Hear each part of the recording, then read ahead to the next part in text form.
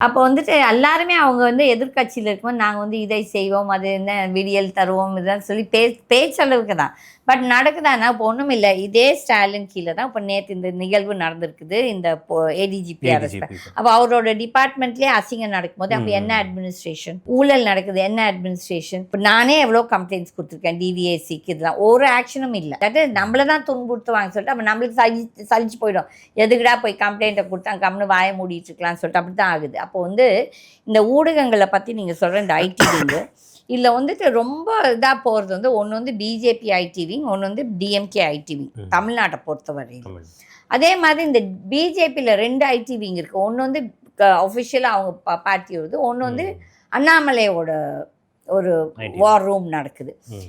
டிஎம்கேல எப்படின்னா, அவங்களோட வந்து சபரீஷனே நடத்துது ஐடிவிங். ம். அது.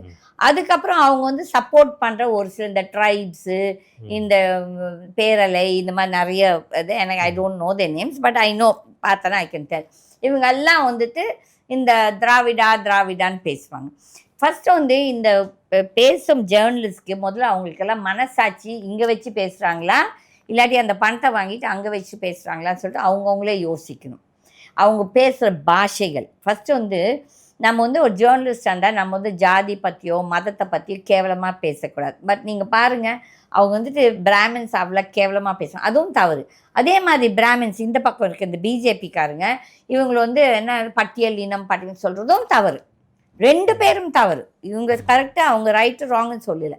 அப்போ வந்துட்டு இவங்க வந்து இது வந்து ஒரு பிசினஸாவே நடத்துறாங்க. ஏன்னா, மக்களோட மைண்ட இன்ஃப்ளூயன்ஸ் பண்றதுக்கு. பட் வந்துட்டு இதில வந்து ஒரு சில பெர்சன்டேஜ் தான் இன்ஃப்ளூயன்ஸ் ஆவாங்க தவிர, இப்ப நீங்க பாருங்க, நெறைய பேர் வந்து இப்ப வந்து இந்த ரூ. 1000 பத்தி கேட்டுருக்காங்க. லேடீஸ் கிட்ட. உங்க ஒப்பீனியன் என்ன? நல்லா பச்சை பச்சையா கிழிச்சிருக்காங்க. என்ன சொல்லியிருக்காங்க? யார் கேட்டாங்க? நாங்க கேட்டோமா? எங்க பிள்ளைங்களுக்கு நல்ல படிப்பு, குவாலிட்டி படிப்பு குடுங்க. நல்ல ஹெல்த் இது குடுங்க.